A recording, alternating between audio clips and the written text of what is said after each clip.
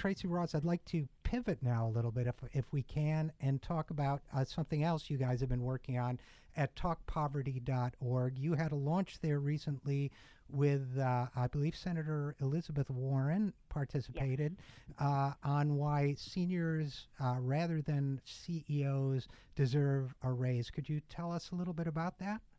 Yeah, it's a fantastic piece. It's on our newly designed website at talkpoverty.org. And the piece, it's a quick read, but it says so much. So she outlines just how important Social Security is and how it's our largest anti-poverty program. It recently kept 21 million Americans out of poverty. And this program was often the target of cuts or privatization by Republicans. But the truth of the matter is it's a hugely important program for seniors and veterans. But unfortunately, usually the people receiving Social Security get a boost in their payments to respond to the cost of living adjustments, but that's not happening. And so what her legislation, which she writes about, would do is ensure that people receiving benefits, seniors and veterans who are receiving these benefits, would get a 3.9% increase in their benefits, a one-time increase. And the reason, the beautiful thing about the 3.9% increase is because it's equivalent to what the top CEOs' pay increase is. So it's not only is it saying that we need to give more money to seniors and veterans who depend greatly on Social Security, but it's saying, well, let's have a conversation of our values in this country by having that equivalent percentage of what the CEOs' raises look like. Well, one of the things that frustrates me and frankly makes me a little angry in this whole topic, and I'm sure it's more than crossed your minds over at talkpoverty.org, is the fact that a lot of the same CEOs who in effect awarded themselves through their boards of directors a 3.9 pay increase are perfectly content to see seniors and veterans and disabled people and others get nothing this year. And in fact, many of them have been part of that organization Fix the Debt that was working to see that they get even less, that going forward a lower calculation is used for these cost of living increases. So I think you put it exactly right, Tracey Ross, when you say that it's an issue of our values as a nation, what we value, whether we really want to treat seniors right in the sunset of life, whether we really want to treat needier folks right if they are in need because of disability, if we really want to treat young people on Social Security right. So I think the symbolism of using the CEO's own raise to make up for this lack of a cost of living adjustment for Social Security is a great one. Senator Warren got a lot of co-sponsors for this, and she also got a position of honor on your Talk Poverty website.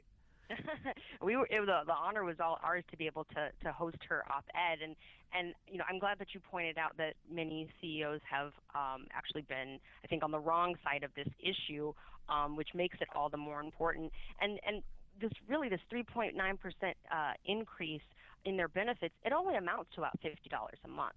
So this isn't some exorbitant bill, but at the same time, that money makes a huge difference. So it's over a year. It's about $581. It could equal up to 3 months of groceries.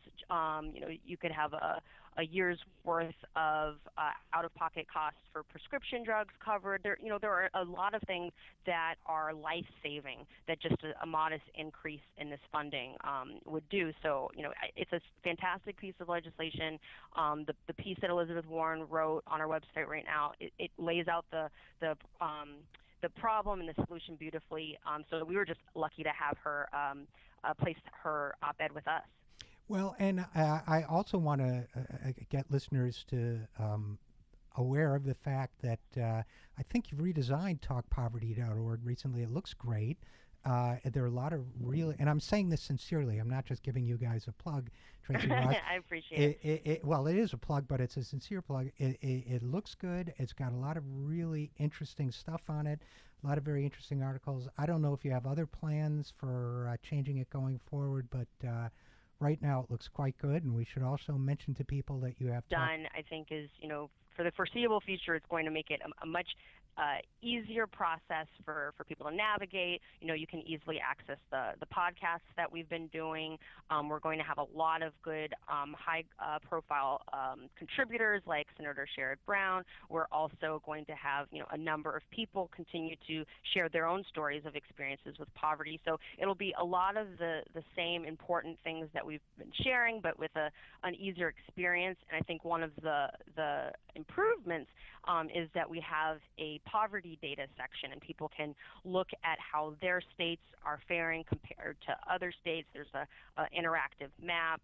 You can also look at congressional districts and break out data by race. So it's a much easier user experience, and we're really hopeful that this site will continue to be an important resource for advocates and journalists alike. We see this as something that can be a great place for people to even enhance their own work, because some reporters have contacted us and been able to highlight the stories of people that we've featured in their own work. So it's a great place for anyone interested in the anti-poverty movement.